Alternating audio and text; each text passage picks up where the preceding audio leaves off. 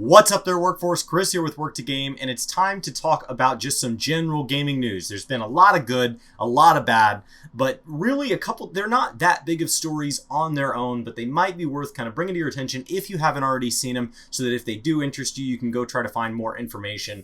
And so the first one here is that the Fortnite World Champion got swatted on stream. This is the 16-year-old kid that won the $3 million. Swatting and doxing and all of this stuff with the internet is just something we've got to find a better way to deal with. Like, it's incredibly frustrating that you can just do something that has no consequences. So if we could find out like a way to maybe hold people more accountable for this, it's incredibly frustrating. So I just don't want people to forget this sort of thing happens, because it's ridiculous. It's absolutely ridiculous. The article that I was reading was from GameSpot, but plenty of people are covering it. I don't understand. It's dangerous, and it just comes down to, I don't know, it's a childish way to view things, because you wouldn't want it done to you. Like, it really comes down to that simple of a thing. But let's just move on. So Ninja, his channel got taken, he got like de-whatevered, like de-authorized, de-verified, there's the word, like right away, as soon as he made his announcement that he was moving to Mixer full time. But Twitch isn't just going to leave that page dead. They don't want a new Ninja popping up. They don't want that page to just be an error. So of course they allow that page to suggest, just like if somebody was offline. And apparently, this week, among the recommended videos, it is recommended somebody that had adult content. I've seen it written as porn. I've seen it written as adult content. I've seen it written as various things. But basically, there was inappropriate content, and the way it's phrased on that site is it looks like Ninja recommends it. Now, when Ninja was actively managing his own channel, you can choose who is like auto-hosted, so you can have this like set list of approved people, and in theory that would kind of avoid that as long as at least one of them's live. But now that he has no control over his account, this just looks like he auto-hosted it, but he didn't. So you can imagine that's incredibly frustrating to Ninja, who is doing great on Mixer. I mean, with his free subscriptions, they're now over like 1 million. We'll see what that number does once it's not free anymore. But he seems to be doing really well on Mixer, at least out of the gate, which is good news. If you couldn't do good out of the gate, it's not going to get better long term. So definitely excited to see him doing well over there. Excited to see Mixer growing as an organic thing to the platform. And it's just a little odd to see Twitch like put their I don't know, they're foot in their mouth this hard. Like, they're just, come on, guys. But let's go ahead and just move on. So in the wake of all of the shootings, we've had several politicians in the United States call for us to basically, it's time to focus on video games. It's time to, just like when we focused on rap music and heavy metal music and all of these. And one of the retailers that was seen to be doing that was IGN reported that Walmart was pulling violent video games off the shelves. And so that's not actually the case.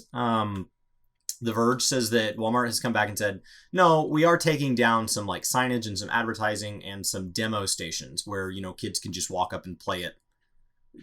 There's very little control over those stations. So saying, and that it doesn't sound like that's long-term. It does not reflect any long-term. It just says we're focused on assisting our associates and their families, as well as supporting the community as we continue a thoughtful and thorough review of our policies. So they're basically just saying, you know what? In the wake of a shooting, we can at least tone it down for a little bit. I think that's very respectful. I think that's very reasonable as a, like, even though I don't think video games is to blame here, if it's making people uncomfortable, it's easy enough to take the signage down. The product is still available. And as long as they're also doing that to anything else. So as long as they're also taking down anything that, if there's a war movie or whatever that is selling a bunch of toys in one of their stores, as long as they're pulling all that down, just one flat, when we have all of this, it's just, Walmart sells guns, guys. So they need to be very careful about how they choose to address this and how they choose to handle violence, because you don't want to send the wrong message. But I think being respectful, I don't know. I don't need to flaunt what I'm doing in front of everybody. Like, if I'm doing something my grandma doesn't approve of, I don't need to flaunt it in front of her.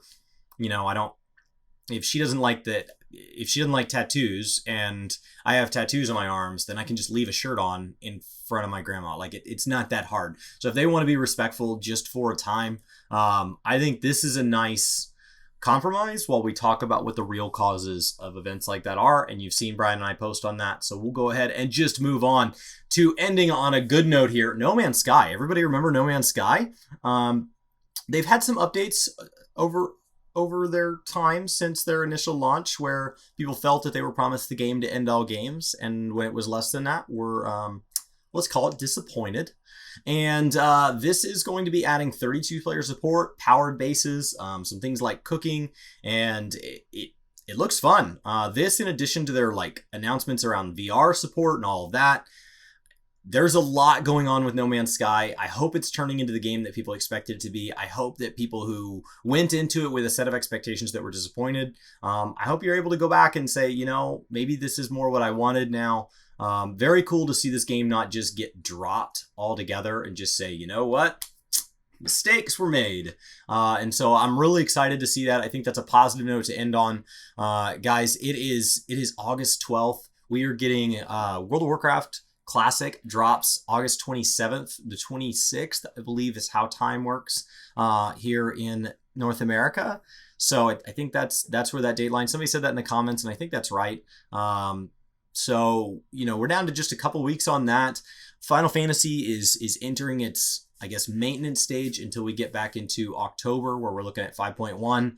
So it's a great time to be focused on another game. And if you're not already playing something big, if you are, let me know what you're playing down in the comments below. But this is just some gaming news that I wanted to go over, just a short little kind of catch up on maybe some things that you missed, because searching gaming news right now can be a really polarizing search term. So I just wanted to go cherry pick a few for you and just pick what I feel are things that actually affect gamers in this week's news cycle. And you don't have to listen to a bunch of people that don't play games talk about what they feel games are doing to society. My name's Chris with Work to Game. I hope you guys have a fantastic day, and I'll see you next time.